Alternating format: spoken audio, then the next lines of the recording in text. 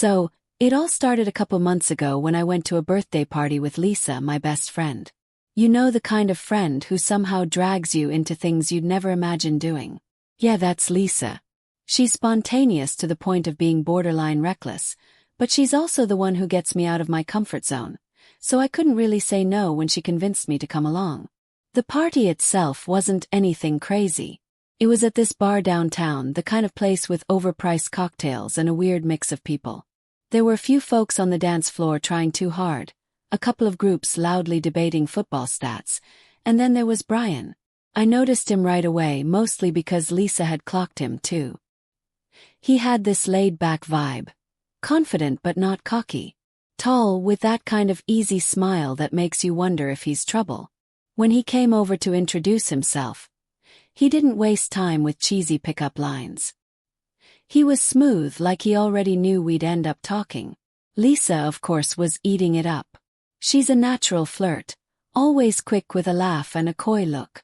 I was a little more reserved, just sipping my drink and letting her lead the way. But Brian, he was good at splitting his attention, making both of us feel like we were the most interesting people in the room. By the end of the night, we were sitting in a corner booth with him, laughing about everything from terrible karaoke songs to the weird guy at the bar who kept trying to impress people by doing magic tricks.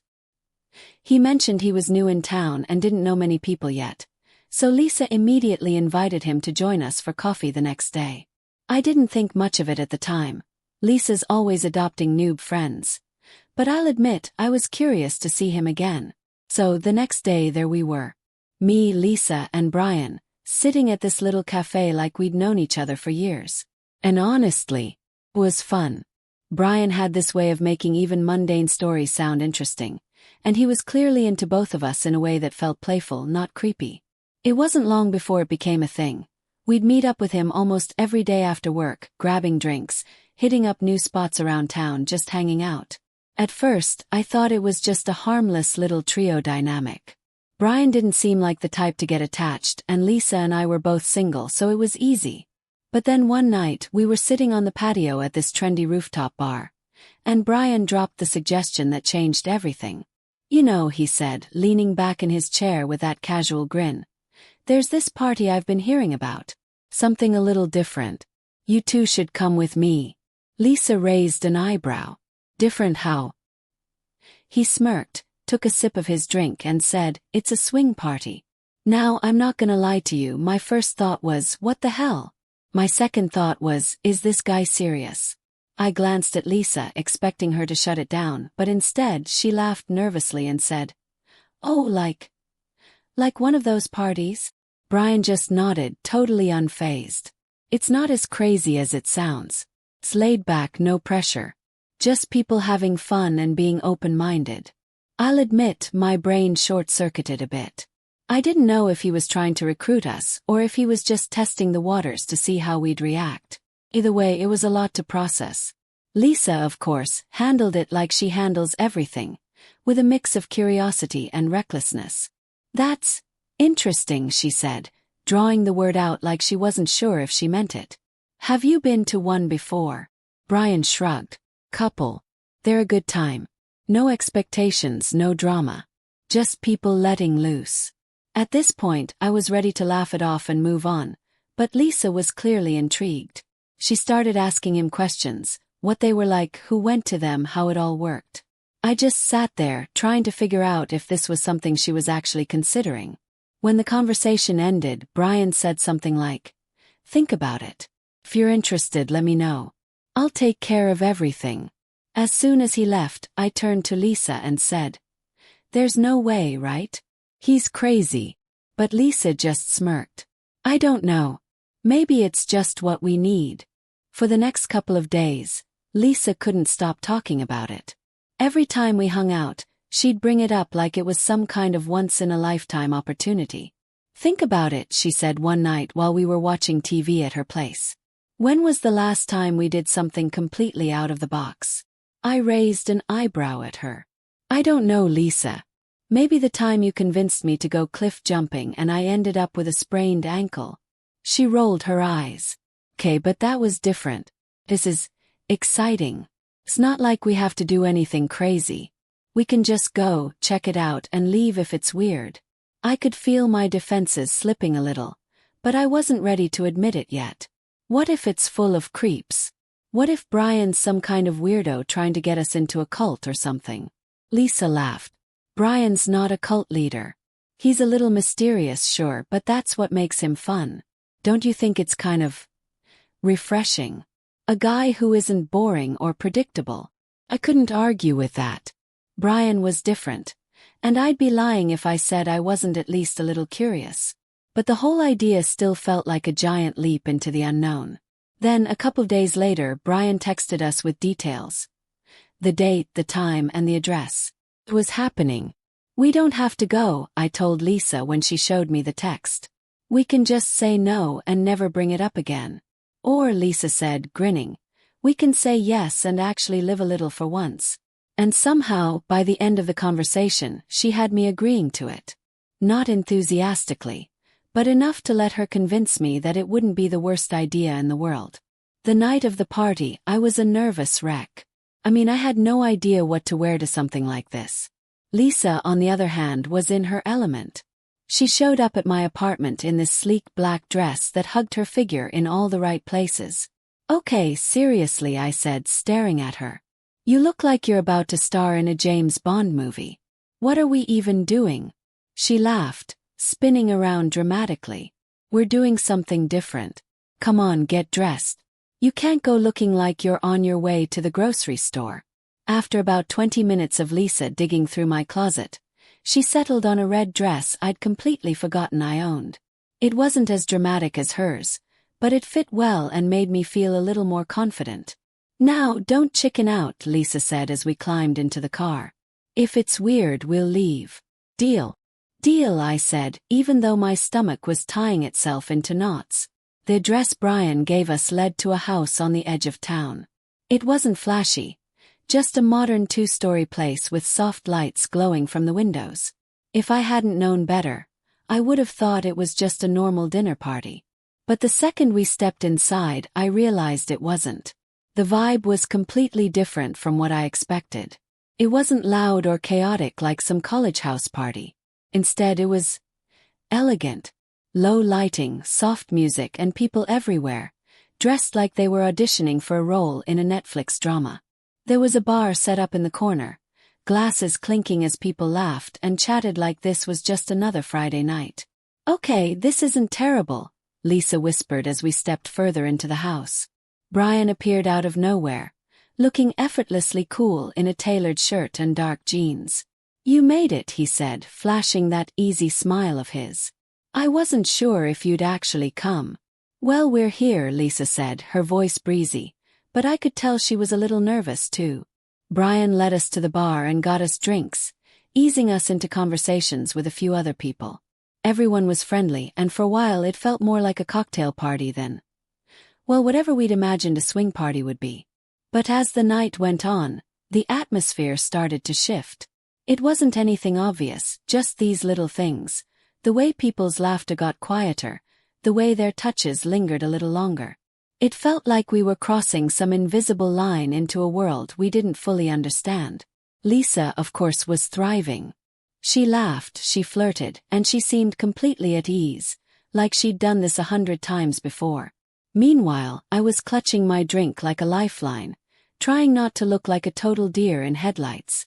Relax, Brian said, leaning in close enough for me to catch a hint of his cologne. You're overthinking it. Just have fun. I wasn't sure how to respond, so I just nodded and took a sip of my drink, trying to ignore the butterflies in my stomach. The vibe in the house had shifted, and I could feel it, like a low hum of electricity buzzing under my skin. Lisa had wandered off with Brian, chatting up a couple of people by the bar, leaving me standing awkwardly near the edge of the room. That's when a man approached me, introducing himself with an easy smile and a calm demeanor. We talked for a bit, small talk mostly.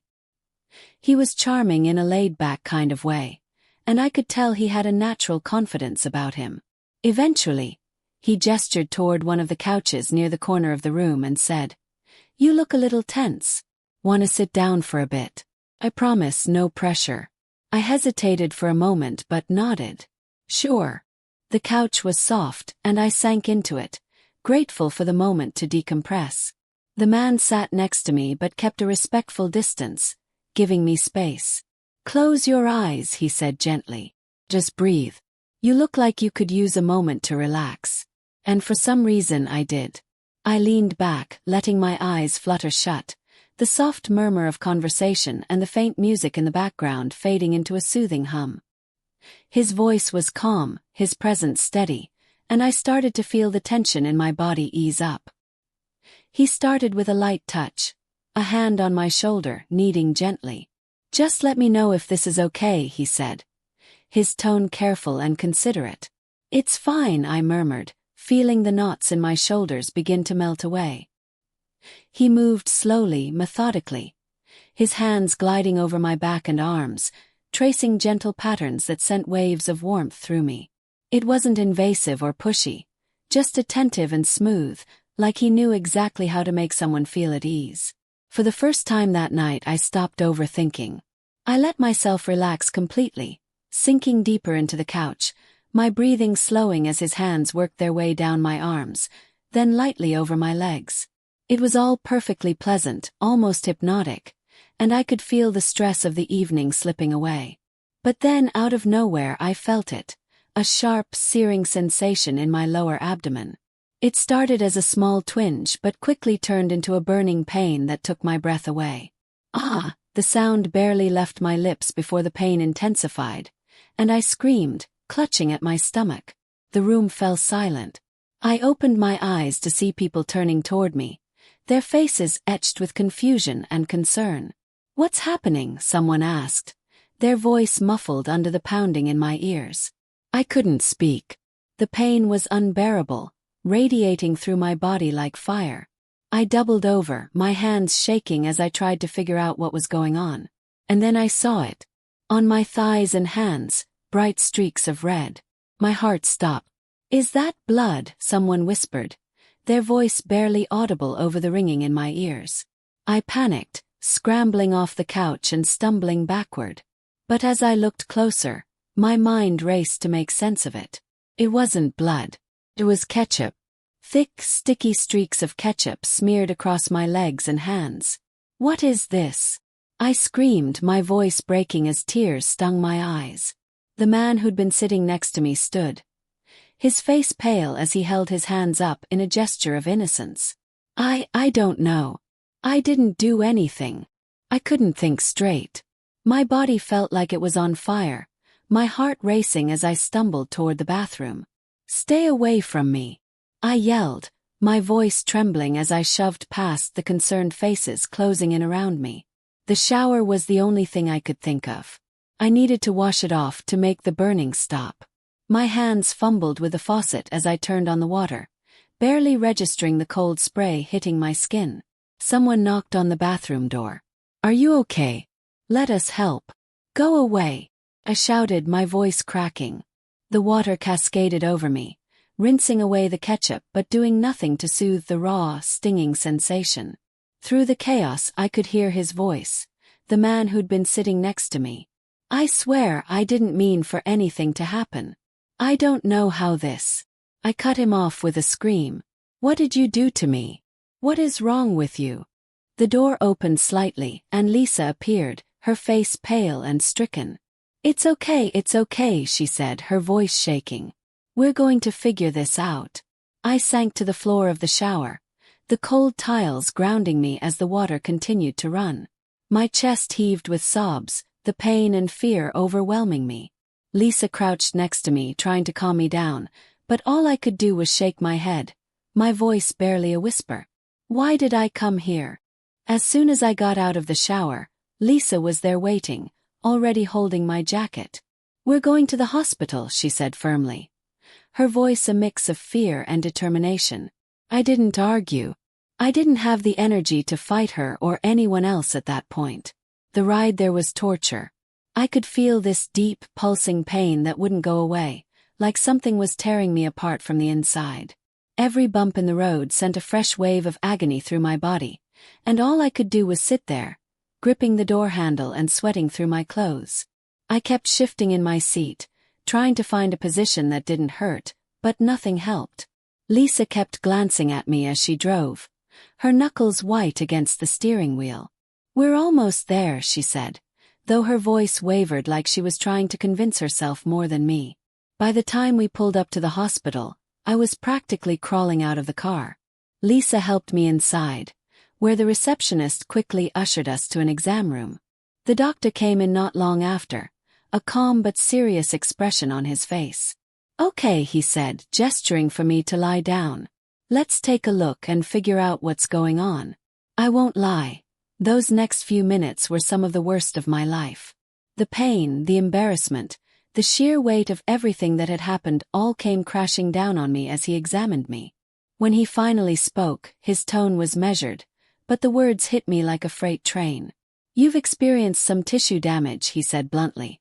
Like it was just another line in his day. "You're going to need to use medicated ointments to help with the healing, and I'm recommending stitches for the worst areas. It'll take about 14 days to recover if you follow the care instructions closely." I couldn't even process what he was saying at first. Tears started streaming down my face, and I couldn't stop them. 14 days. I managed to choke out. The doctor nodded. "It's important to let it heal properly. If you don't, it could lead to long-term issues." Lisa squeezed my hand, but I could barely feel it. All I could think about was how I'd let this happen. How I'd put myself in this situation, and for what? A fun party. A stupid, reckless decision. When we got back to my apartment, I collapsed onto the couch and broke down completely. Lisa tried to comfort me, but I wasn't even listening. I was too consumed by this overwhelming mix of anger and shame. At one point I got up, walked into the bathroom, and stared at myself in the mirror. How could I have let this happen? I whispered to my reflection, tears streaking down my face.